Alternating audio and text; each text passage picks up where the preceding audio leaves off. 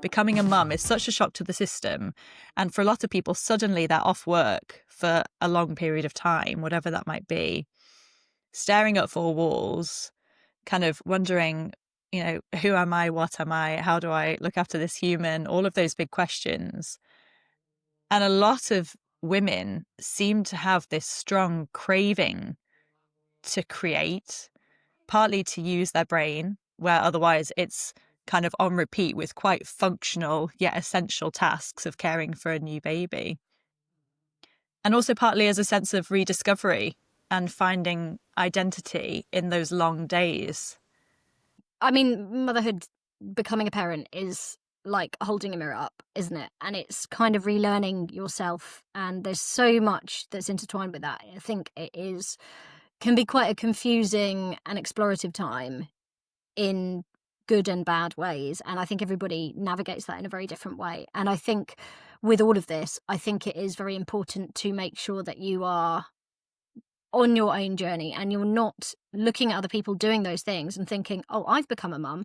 I feel like I've got something that I want to do. Maybe I should just do that thing, like that I've seen somebody else doing. And I think it's remembering that it's for you. I don't think I worded that quite right. But what I mean is it's a time to really take your time to understand what is right for you. And I think exploring different things is perfect. I think if you have the opportunity to explore some different creative outlets, then, whether that's a series of workshops, whether you go to different things, you try things, you follow there's loads of free stuff online, whether, during a nap time of your baby, or like if your children are a little bit older, like if they were at school or something, if you've got chance in a lunch break or whatever, to just try some different things out. I think that's a really good way to just kind of dip a toe in. And even, like I said, if it's online, if it's free, if it's at home, it's such low stakes, but you could just try things and see if any of them feel right for you. And I think that's something that is really important as well, because I talk obviously a lot about painting and drawing, and that isn't right for everybody. But sometimes understanding that there is something that might be out there and you just haven't found your thing yet is helpful, but also can be quite frustrating, because you're thinking, well, hang on, they know what their thing is. I don't know what mine is. But there are so many things in the world that we have kind of, with the internet, available to us all the time. And so I think there is a way that you can kind of research that, and whether it is through writing or whatever it is, whether it's music, however it comes out, if you're feeling a bit of a pull, I would suggest trying different things. Maybe something that you liked as a child. That is a really good place to start. Maybe it is something that you enjoyed when you were really little, before school or anything like that, or something at school, whatever it is. I think maybe just those are often hints of things that are very innate? Yeah. In us, you know what I mean? Instinctive, yeah. Yeah. No, definitely.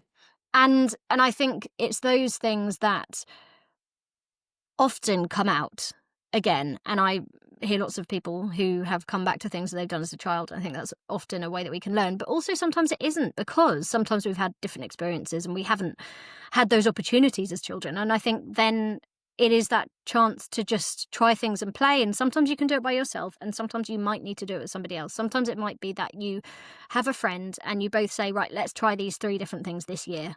And you do it together, because it's scary to do it by yourself. It's scary to turn up to a workshop or even do something just by yourself at home. Like, you don't have that accountability. And actually, if you can find somebody to do it with, sometimes that just gives you that little push to start. And if you don't feel safe doing it by yourself, that is quite a good way to do it.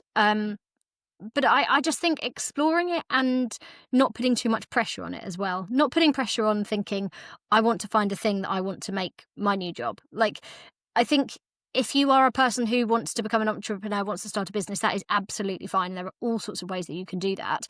But I think if we're talking about something creative like this, you want it to be there for the right reasons. You want it to feel right for you. And first and foremost, you want it to be something that is for you, I think.